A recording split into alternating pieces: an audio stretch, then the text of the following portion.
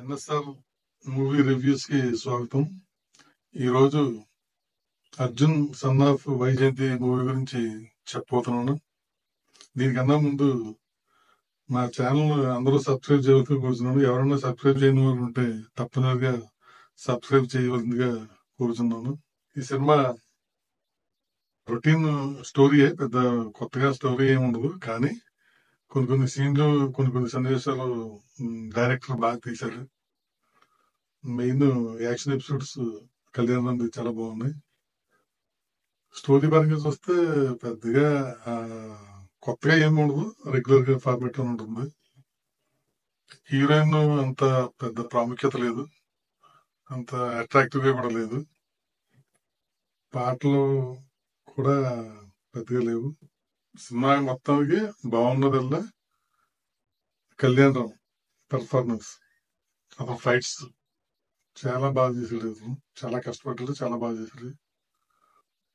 చాలా బాగుంది పెర్ఫార్మెన్స్. అతను ఫిజిక్ సూపర్. నిజంగా ఆ బాడీ తగ్గట్టే ఆ ఫైట్స్ అవి సన్నివేశాలు ఉండి చాలా ఇంట్రెస్టింగ్ గా అనిపిస్తాయి. బాగుంది కళ్యాణ్ రామ్ ప్లస్ సినిమాకి మొత్తం. డైరెక్టర్ ప్రదీప్ చిలుకూరి పర్వాలేదు, బాగా తీసాడు కొన్ని సన్నివేశాలు. కాకపోతే రెగ్యులర్ స్టోరీ అనుకోవటం వల్ల ఇంకా చేయడానికి అది కూడా ఏముండదు.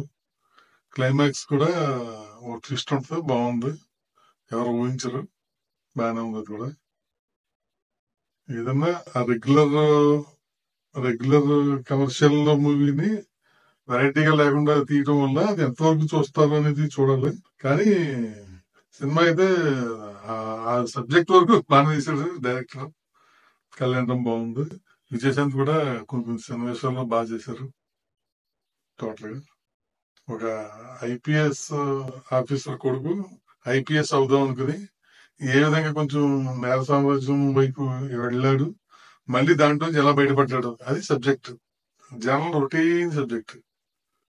కానీ దాన్ని నిజంగానే కళ్యాణ్ చాలా బాగా చేశాడు. అతని పెర్ఫార్మెన్స్ బాగా నచ్చింది నాకు. మిగతాదంతా ఓకే.